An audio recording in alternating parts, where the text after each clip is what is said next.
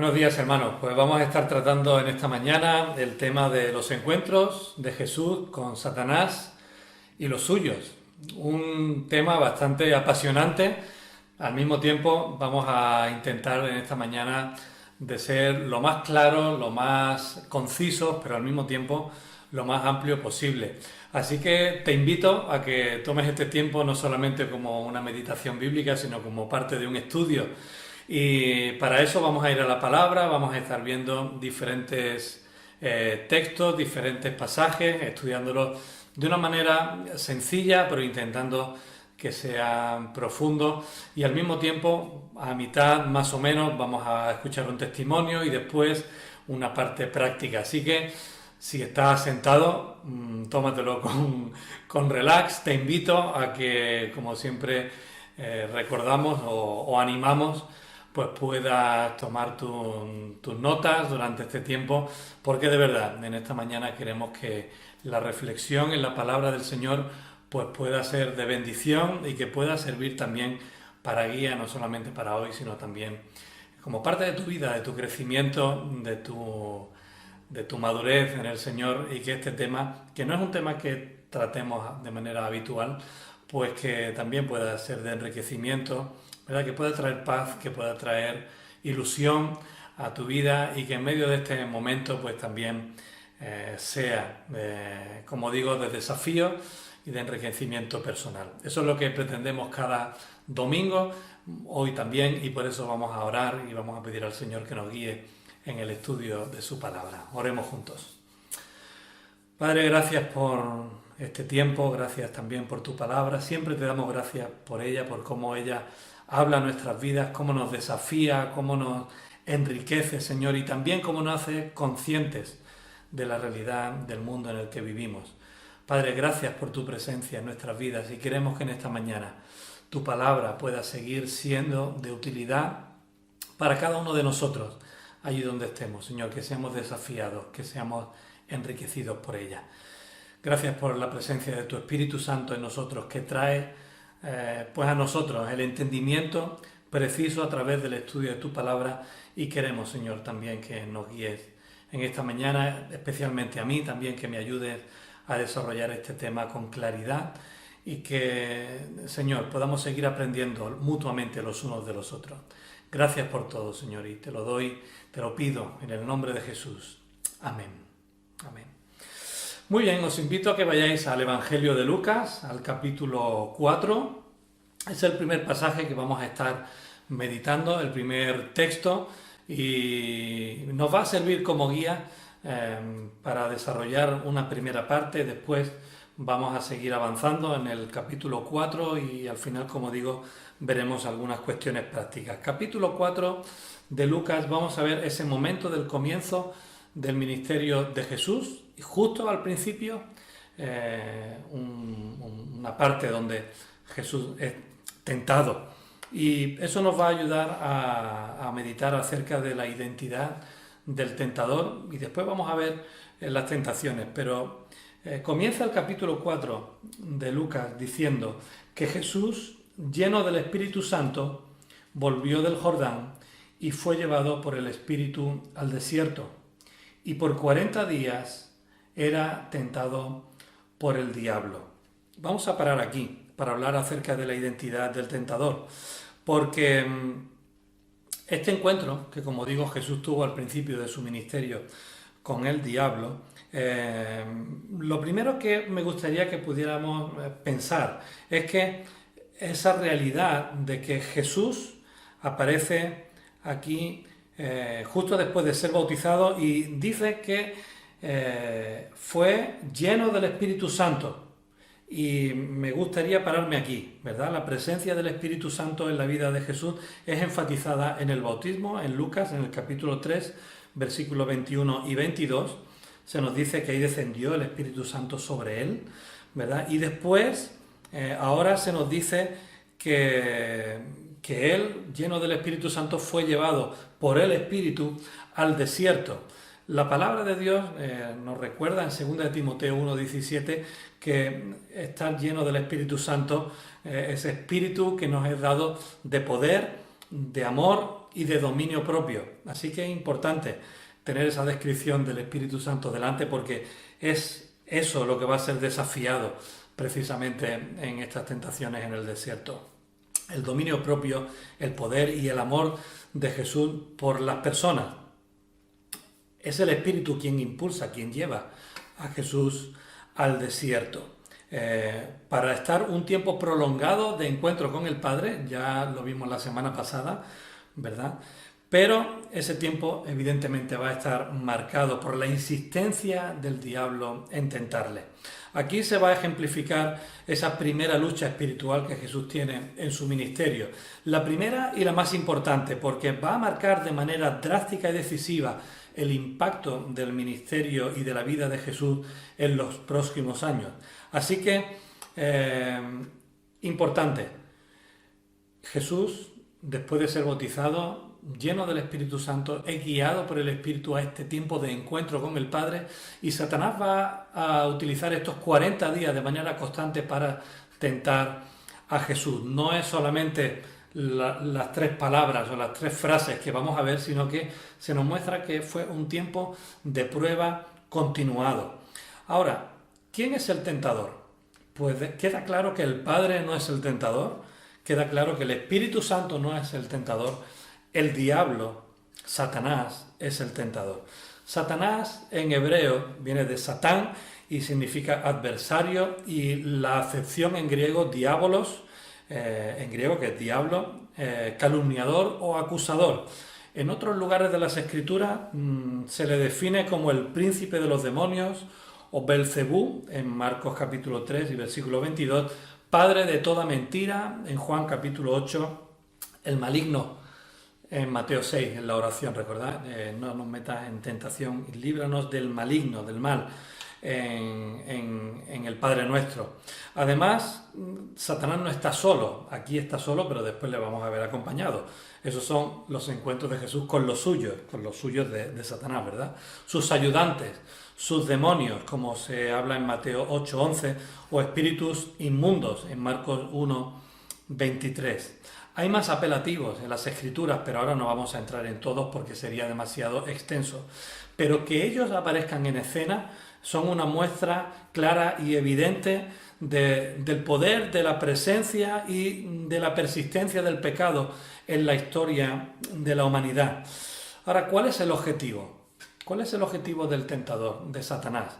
Pues mirad, a la luz de nuevo de toda la palabra de Dios y lo que aparece en ella, básicamente la obra, el objetivo de Satanás y de los suyos es frustrar los propósitos salvíficos de Dios.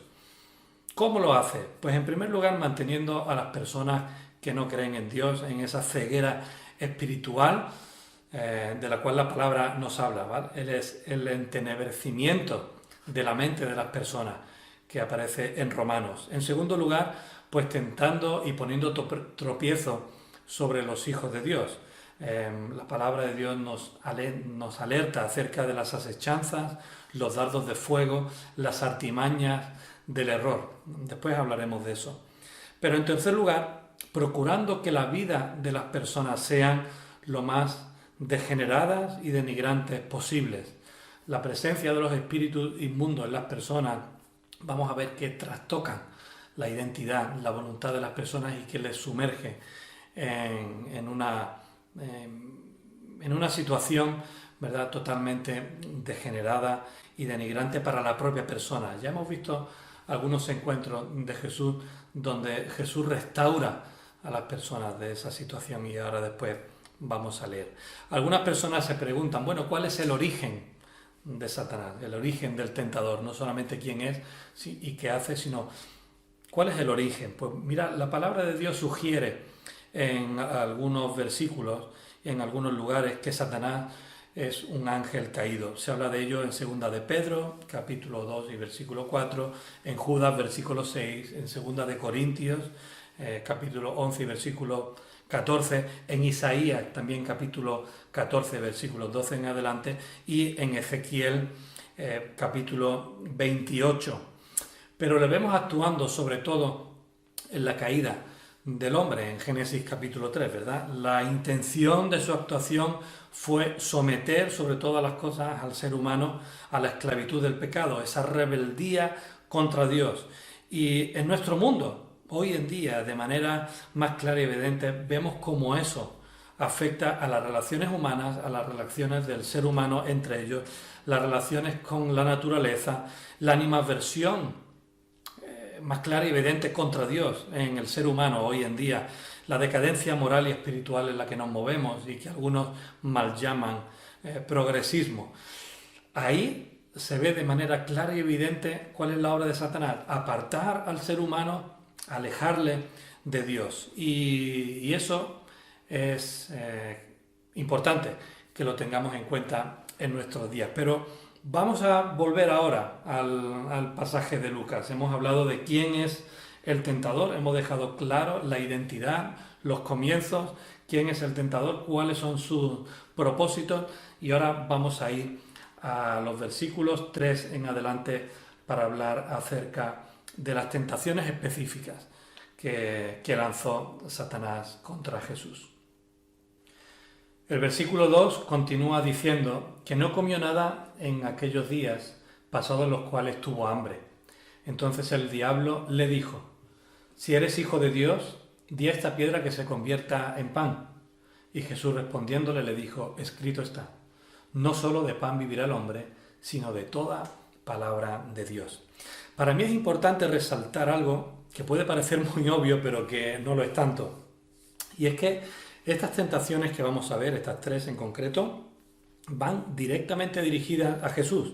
Podemos hacer paralelismos con otras situaciones, podemos tomar nota y aprender de ellas, por supuesto, y más nos vale, pero antes de eso recuerda, estas tentaciones van dirigidas a Jesús.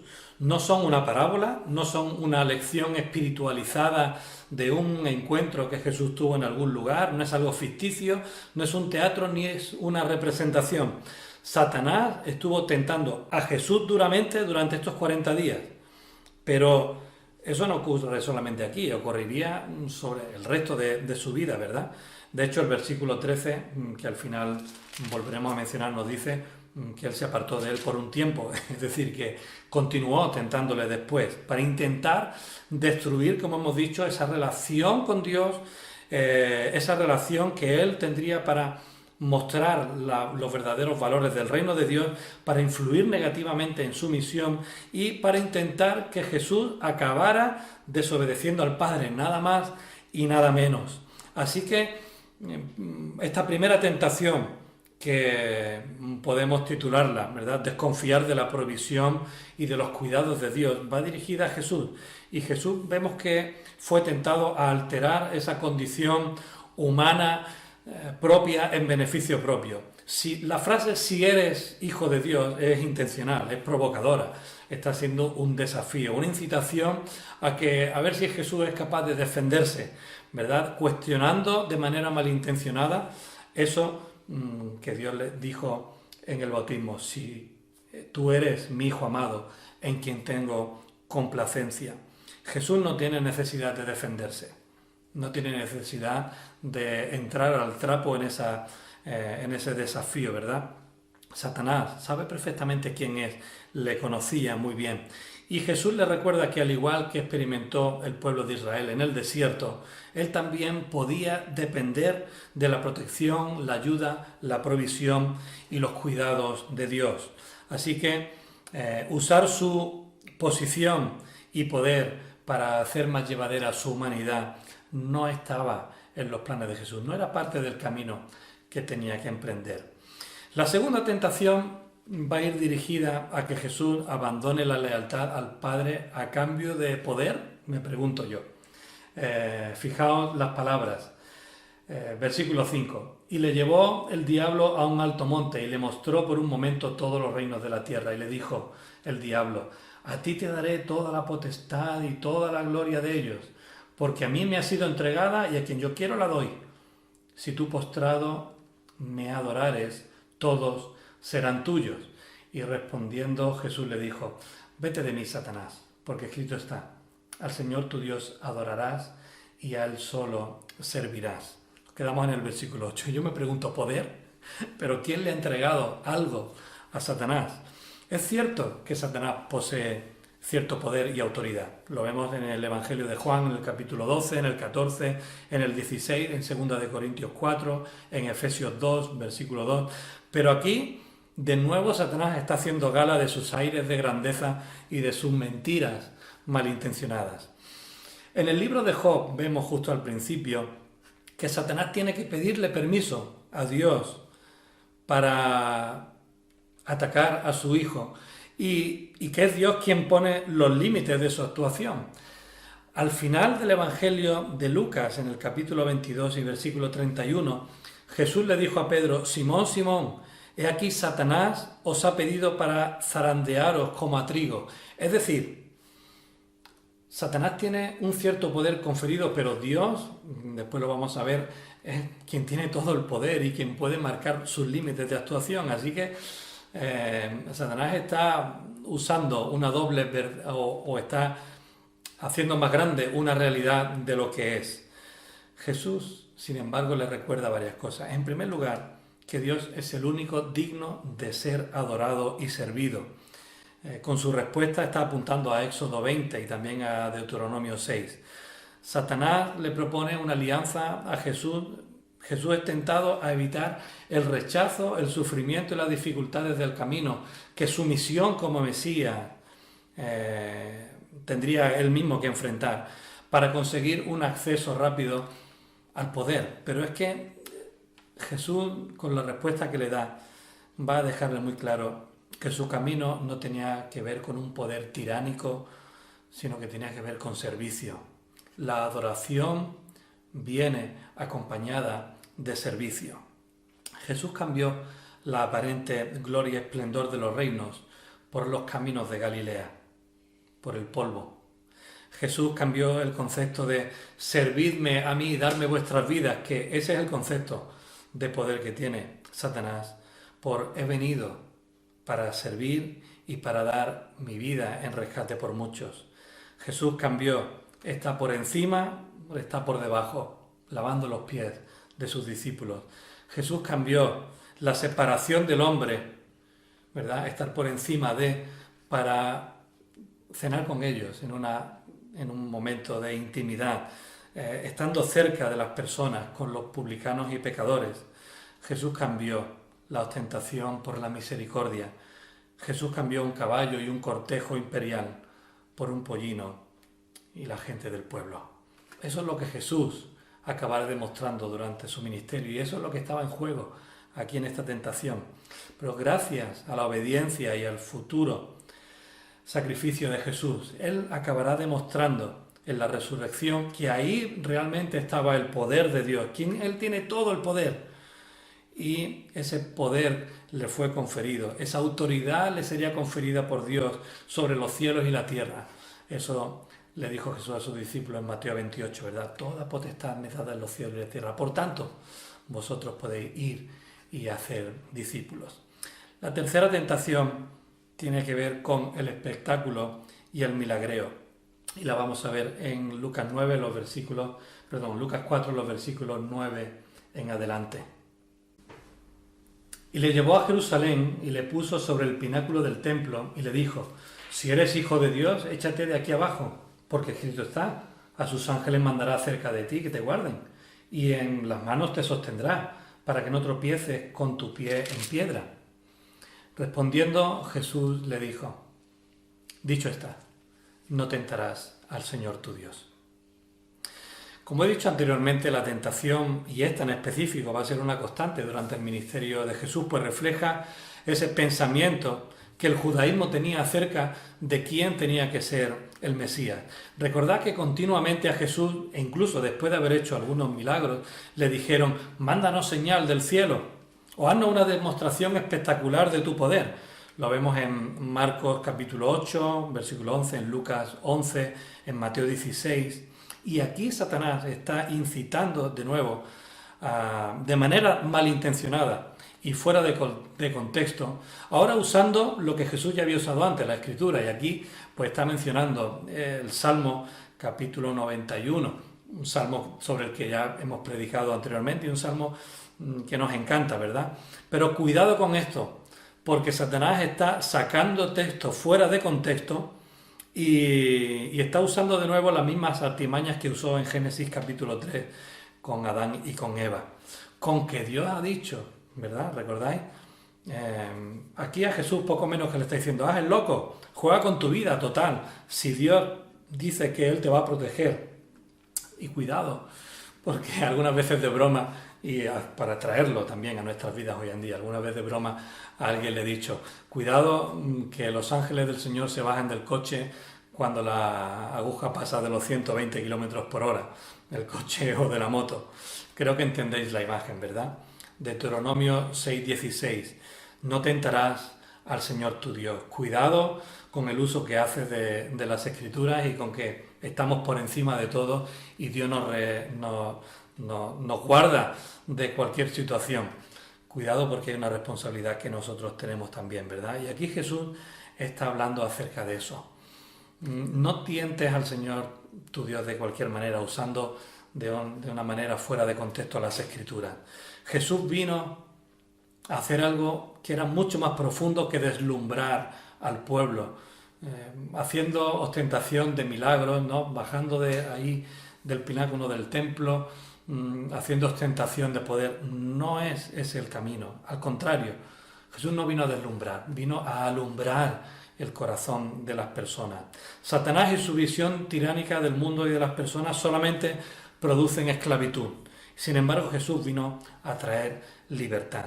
Fijaos, en el futuro verían a Jesús elevarse, pero no elevarse sobre el pináculo del templo, sino sobre la cruz del Calvario. Allí es donde Él haría ostentación de su gloria. Pero fijaos, allí también Jesús fue tentado con unas palabras similares. Si eres el Hijo de Dios, sálvate a ti mismo. Y de camino a nosotros, le dijo uno de los que estaban crucificados junto a Él. Pero en ese momento de mayor humillación fue cuando Jesús mostraría su verdadera gloria, gloria en mayúscula, porque fue allí, como hemos leído, como Denise nos ha leído hace un ratito, donde en Colosenses se nos dice que en la cruz fue donde Jesús desarmó a los principados y a las potestades y los exhibió públicamente. Allí Jesús vencería de manera definitiva a Satanás. Así que Jesús termina con Satanás en este tiempo. El relato así nos lo muestra, diciendo, como hemos mencionado antes, que cuando hubo acabado, toda tentación se apartó de él por un tiempo. Y esa es la realidad. Satanás no acabaría allí. Seguiría tentando a Jesús, aunque de manera diferente a lo largo de su vida y ministerio. Vamos a seguir leyendo en el Evangelio de Lucas, porque a partir de ahora lo que se nos va a mostrar en este Evangelio es cómo Jesús pone de manifiesto su victoria sirviendo a las personas. Dice el versículo 14 de este capítulo 4 de Lucas que Jesús volvió en el poder del Espíritu a Galilea y se difundió su fama por toda la tierra de alrededor, y enseñaba en las sinagogas de ellos y era glorificado por todos. Es curioso que a veces perdemos de vista que la enseñanza, la lectura que tendría Jesús después en Nazaret, cuando menciona el libro del profeta Isaías, está totalmente en consonancia con lo que ha ocurrido al comienzo de su ministerio y que acabamos de ver con las tentaciones. Esa enseñanza que él llevaba a cabo, fijaos cómo en el texto de versículos 18 y 19 tiene que ver con la libertad a los cautivos y a los oprimidos. En 1 de Juan capítulo 3 y versículo 8 se nos dice que para esto apareció el Hijo de Dios, para deshacer las obras del diablo. Y vamos a seguir leyendo en los versículos 31 en adelante, porque aquí vamos a ver el primer encuentro que Jesús tiene con uno de los aliados de Satanás, con uno de estos demonios. En este caso, Jesús ya se encuentra en Capernaum y dice el versículo 31 en adelante: Descendió Jesús a Capernaum, ciudad de Galilea, y les enseñaba en los días de reposo. Y se admiraban de su doctrina porque su palabra era con autoridad. Ya vemos aquí una muestra de esa autoridad que Jesús tenía, que le había sido dada, que él ponía de manifiesto a través de la enseñanza y que no necesitaba que Satanás le diera absolutamente nada de ella. Versículo 33. Estaba en la sinagoga un hombre que tenía un espíritu de demonio inmundo, el cual exclamó a gran voz diciendo: «Déjanos, ¿qué tienes con nosotros, Jesús Nazareno? ¿Has venido a destruirnos? Yo te conozco quién eres, el Santo de Dios». No le está haciendo como una declaración, ¿verdad? Como nosotros podemos hacerla, una declaración positiva, sino que este demonio lo está haciendo con pleno conocimiento, lo cual apoya lo que decíamos anteriormente. Satanás sabía muy bien que Jesús era el Hijo de Dios y simplemente le estaba incitando. Versículo 35. Y Jesús le respondió diciendo: «Cállate y sal de él», porque entonces el demonio, derribándole en medio de ellos, salió de él y no le hizo daño alguno. Y estaban todos maravillados y hablaban unos a otros diciendo: «¿Qué palabra es esta? ¿Y con qué autoridad y poder manda a los espíritus inmundos y salen?» Y su fama se difundía por todos los lugares de los contornos. Seguimos adelante en el versículo 40 y dice que al ponerse el sol, todos los que tenían enfermos de diversas enfermedades los traían a él, y él, poniendo las manos sobre cada uno de ellos, los sanaba. También salían demonios de muchos, dando voces y diciendo: «Tú eres el Hijo de Dios». Pero él los reprendía y no les dejaba hablar porque sabían que él era el Cristo. Bueno, esta última parte tiene que ver con el momento del ministerio de Jesús. Jesús, al principio de su ministerio, no quería que se difundiera mucho acerca de su identidad como Mesías. Quería y esperaba que a través de su enseñanza y a través de sus acciones, de su servicio, los demás pudieran entender y ver su identidad como Mesías. De momento no estaba interesado en que las masas le siguieran, sino estaba interesado en ir a las personas directamente. Y a lo largo de los evangelios podremos ver otros muchos encuentros de Jesús con demonios y espíritus malignos, pero de momento lo que nos interesa hasta aquí ha sido simplemente demostrar ese encuentro primero con Satanás y después lo que vendría a ser una tónica de Jesús, actuando en la liberación, el servicio, la sanidad de las personas, confrontando a los demonios y los espíritus inmundos, los cuales reconocían que él era el Hijo de Dios, el poder y la autoridad que tenía sobre ellos. Me gustaría en este momento hacer una parada, como bien dije al principio. Me gustaría que pudiéramos escuchar un testimonio, en este caso el testimonio de Itiel Arroyo. No es un testimonio directo de liberación, no es un testimonio directo de alguien que estuviera preso de algún demonio, pero en el contenido me gustaría que pudierais prestar atención porque algunas de las cosas que Itiel va a decir, algunas de las dificultades que él tuvo que enfrentar, incluso algún consejo que da en el contexto del país en el que está siendo entrevistado, después lo voy a mencionar y me gustaría que pudiera servirnos estas palabras de Itiel como una ilustración de lo que tú y yo debemos tener en cuenta a la hora de vivir nuestra vida como cristianos y como hijos de Dios.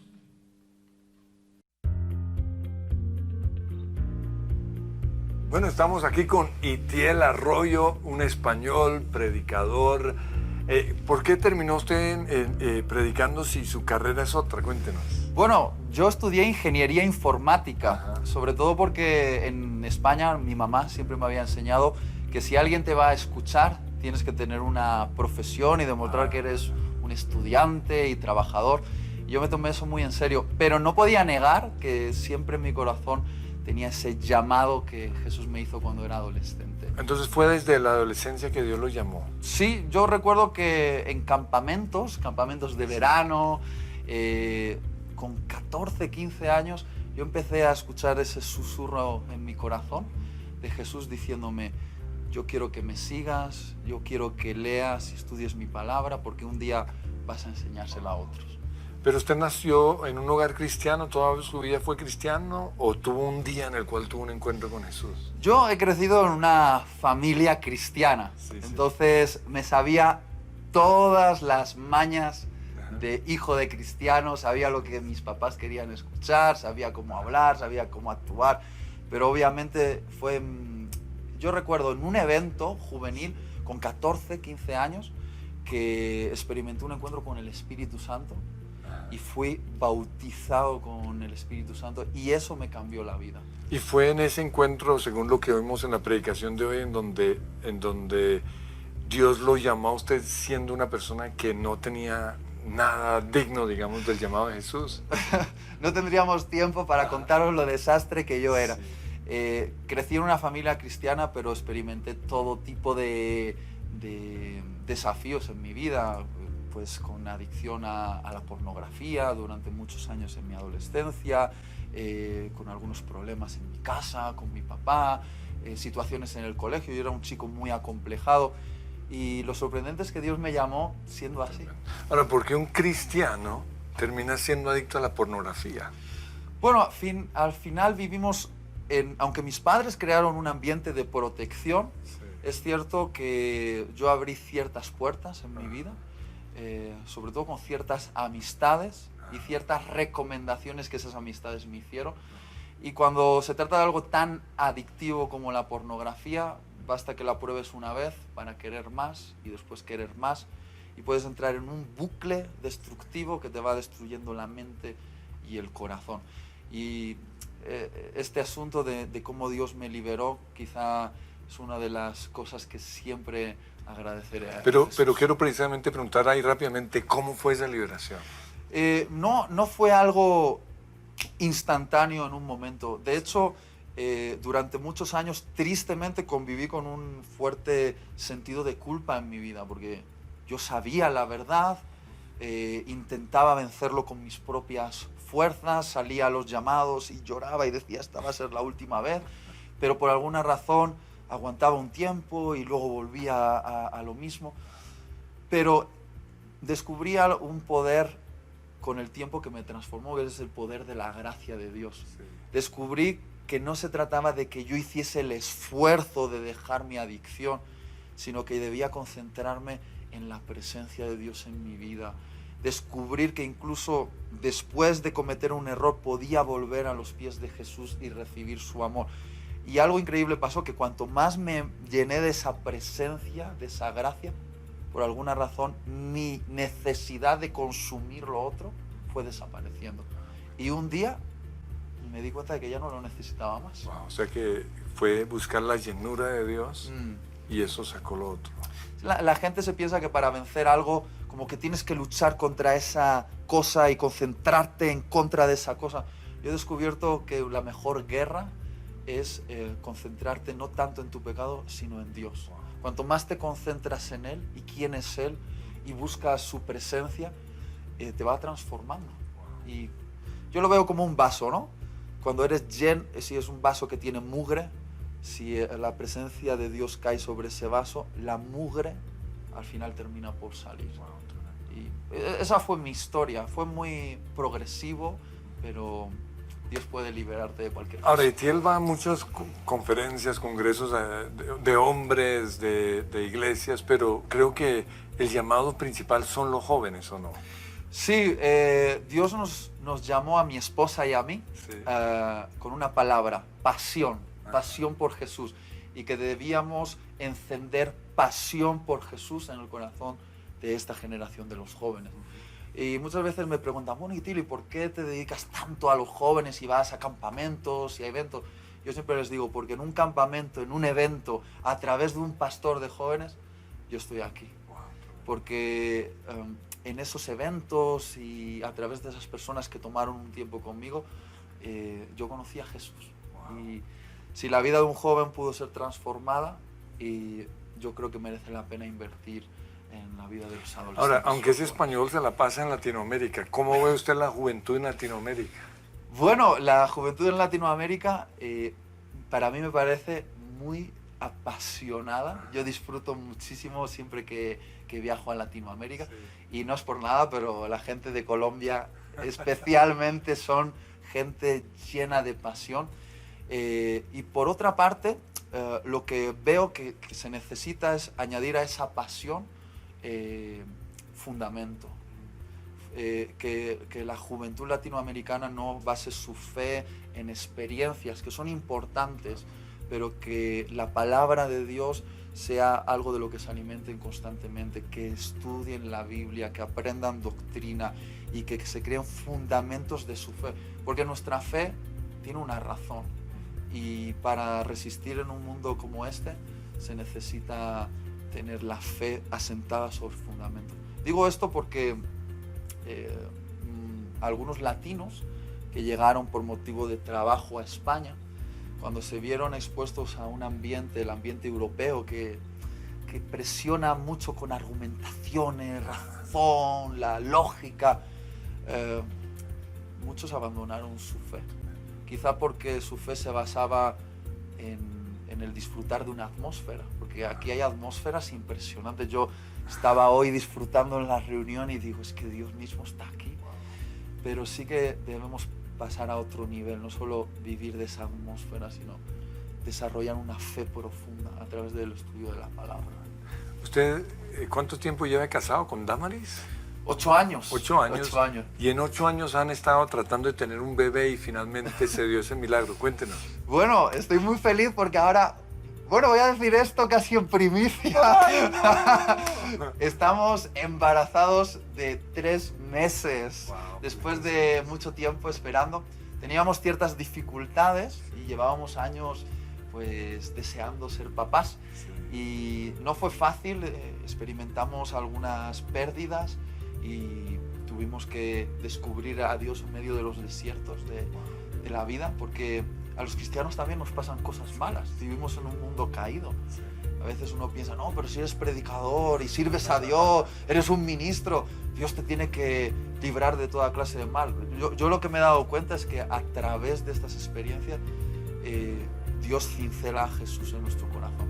Y finalmente, pues, el que prometió ha sido fiel con la promesa y vamos a ser papás.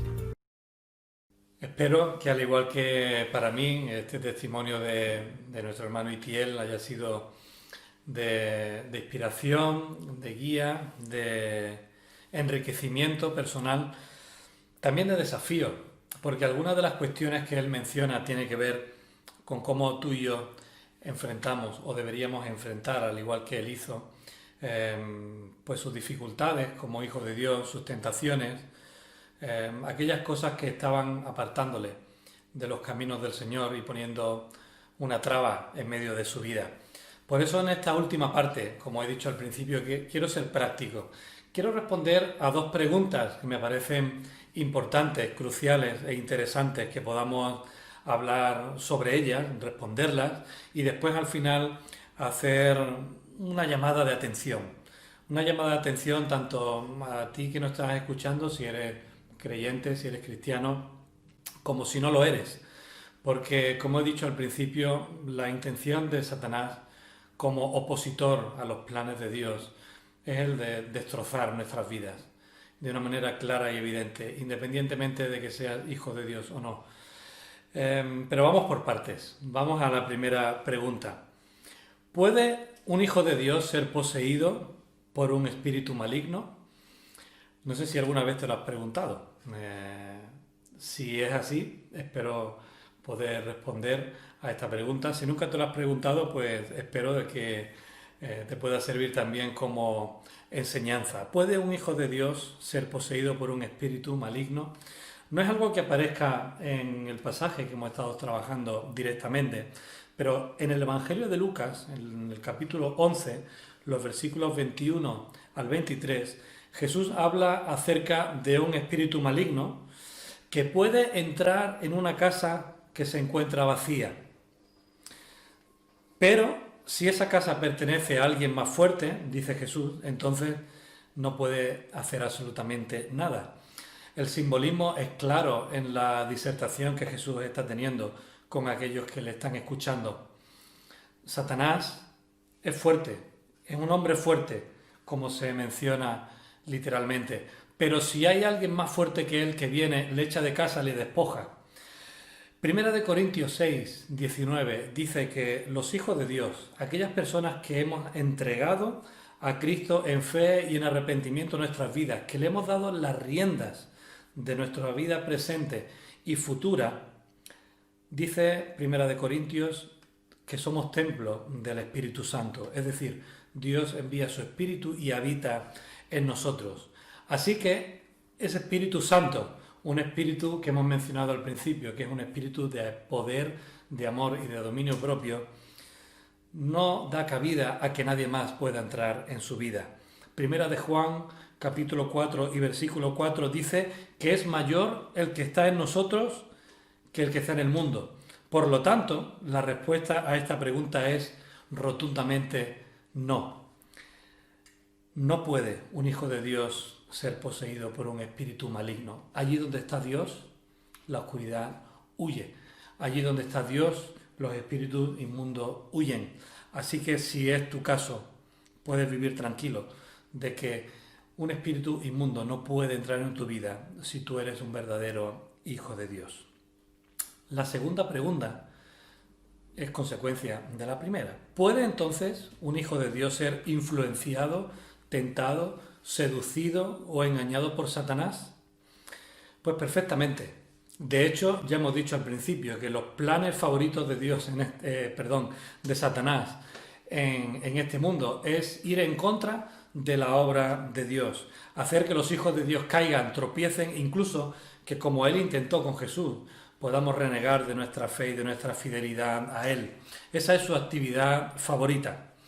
Nos dice Efesios capítulo 6 y versículo 12 que no tenemos lucha contra carne y sangre, sino contra principados, potestades, contra gobernadores de las tinieblas de este siglo, contra huestes espirituales de maldad en las regiones celestiales.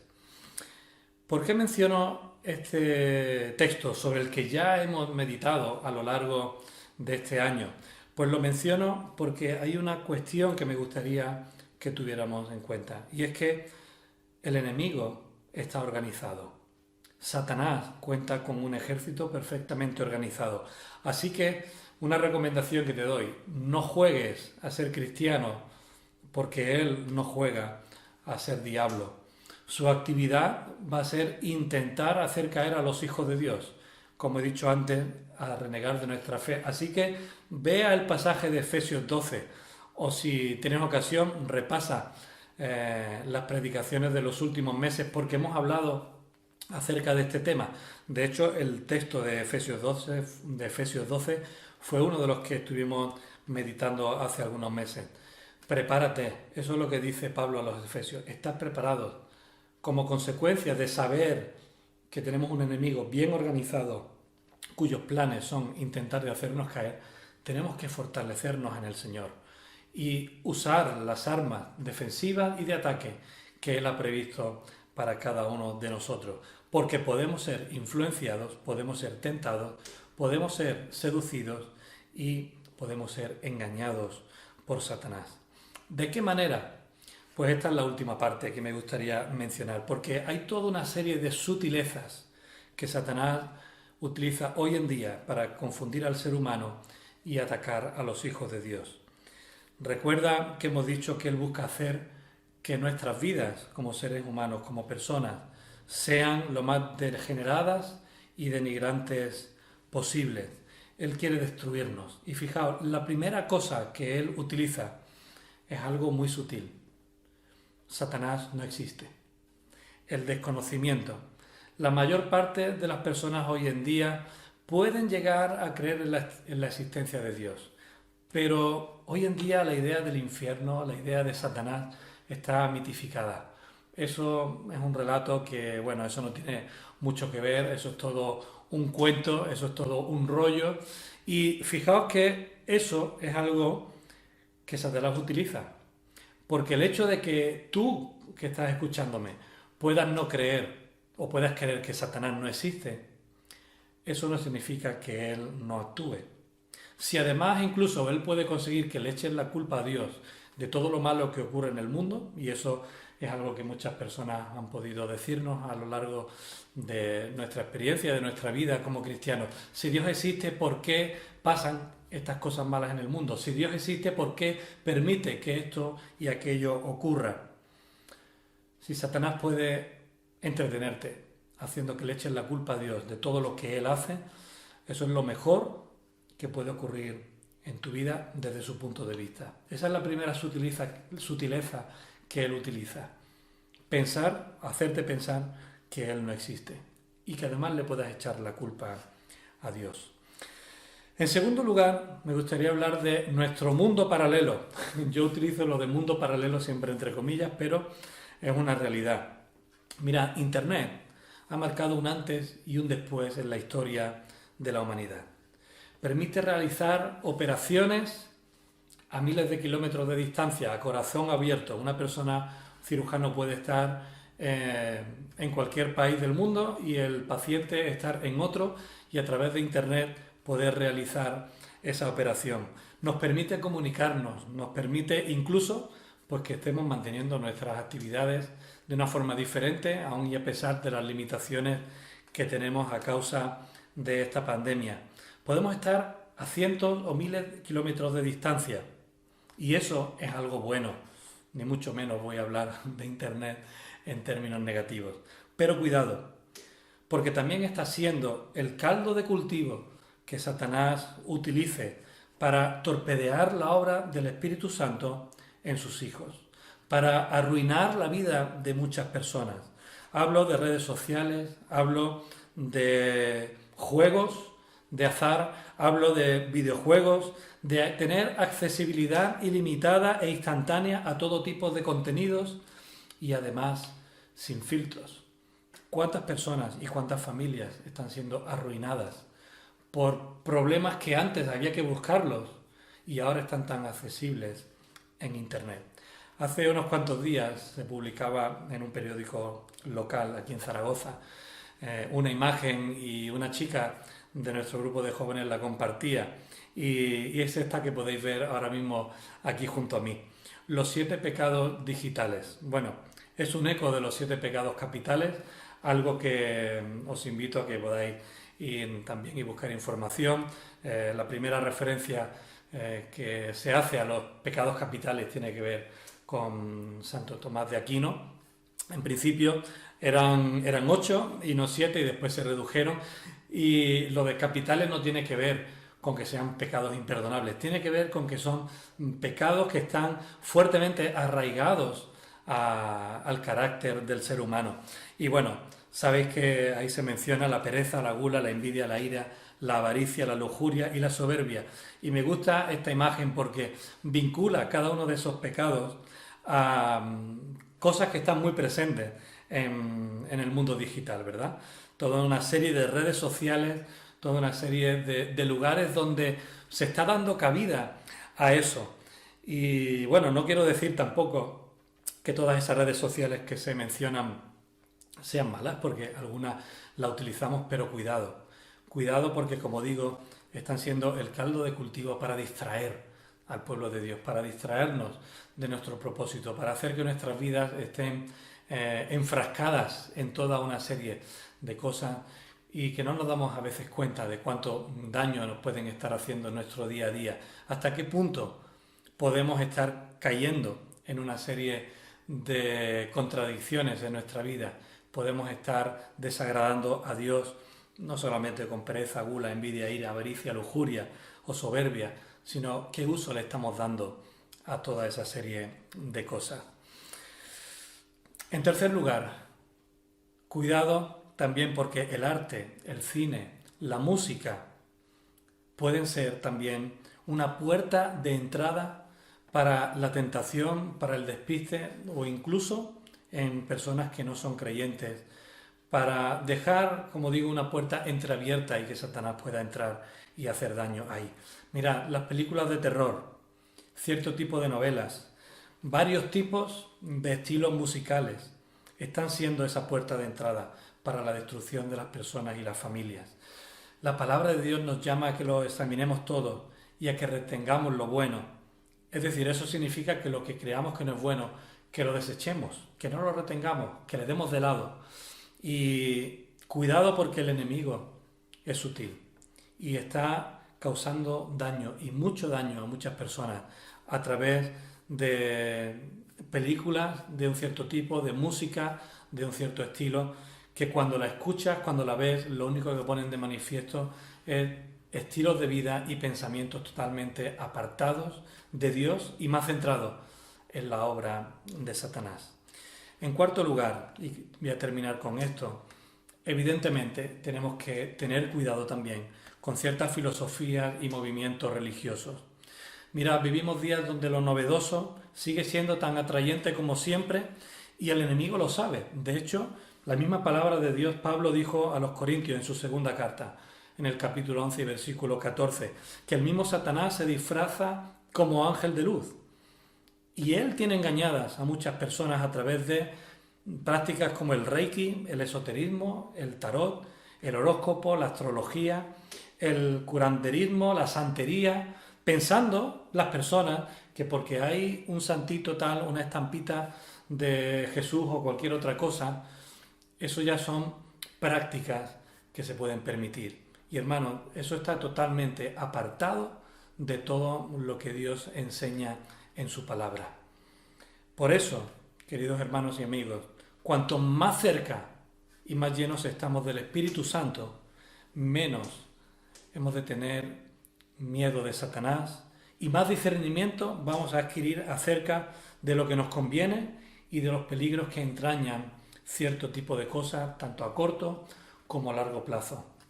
Lo hemos escuchado en el testimonio de Itiel, el consejo: llenémonos de la palabra de Dios, porque así vamos a saber cómo vivir y cómo enfrentar a nuestro enemigo. Quiero terminar con un pasaje que os invito a que podáis buscar en la carta de Santiago, en el capítulo 4 y los versículos del 1 al 8. ¿De dónde vienen las guerras y los pleitos entre vosotros?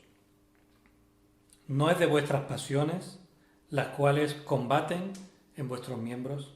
Codiciáis y no tenéis, matáis y ardéis de envidia, y no podéis alcanzar. Combatís y lucháis, pero no tenéis lo que deseáis, porque no pedís. Pedís y no recibís, porque pedís mal para gastar en vuestros deleites. Oh almas adúlteras, ¿no sabéis que la amistad del mundo es enemistad contra Dios? Cualquiera pues que quiera ser amigo del mundo, se constituye enemigo de Dios.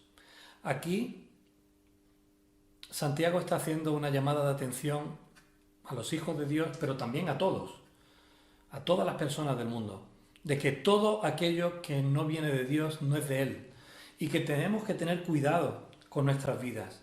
Tenemos que tener cuidado con dónde ponemos nuestros ojos, tenemos que tener cuidado con cuáles son las cosas que deseamos, porque nos dice las guerras y los pleitos que hay entre nosotros no proceden de Dios, proceden del enemigo. Continúa versículo 5. ¿O pensáis que la Escritura dice en vano, el Espíritu que Él ha hecho morar en nosotros nos anhela celosamente? Pero Él da mayor gracia. Por esto dice, Dios resiste a los soberbios y da gracia a los humildes. Someteos, pues, a Dios. Resistid al diablo y Él huirá de vosotros. Acercaos a Dios y Él se acercará a vosotros. Me gustaría terminar en esta mañana con esta exhortación. Acercaos a Dios. Si no le conoces, acércate a Él, porque Él es el único que puede darte libertad. Él es el único que puede darte vida eterna. Él es quien tiene el poder de actuar en tu vida y transformarla. Y si ya le has entregado tu vida a Dios, ya sabes que no tienes nada que temer contra el enemigo. Sabes que Él no puede tomar posesión de tu vida. Ahora, eso sí, ten cuidado, porque Él va a querer destruir tu fe, Él va a querer poner tropiezo en tu vida, Él va a querer hacer que tu vida sea lo peor posible. Y Él está utilizando toda una serie de artimañas, de dardos de fuego, que Él está mandando para torpedear tu vida, para torpedear nuestra misión como hijos de Dios. Así que aférrate a Dios, acércate a Él, porque Él quiere darte la fuerza para que puedas vivir como un hijo suyo. Espero que la meditación de esta mañana sea de bendición para tu vida, que puedas aprender de cómo Jesús enfrentó la tentación, cómo Jesús marcó una diferencia con su ministerio y que de igual manera tú y yo podamos vivir así. Que Él te bendiga. Amén. Adiós. Hasta pronto.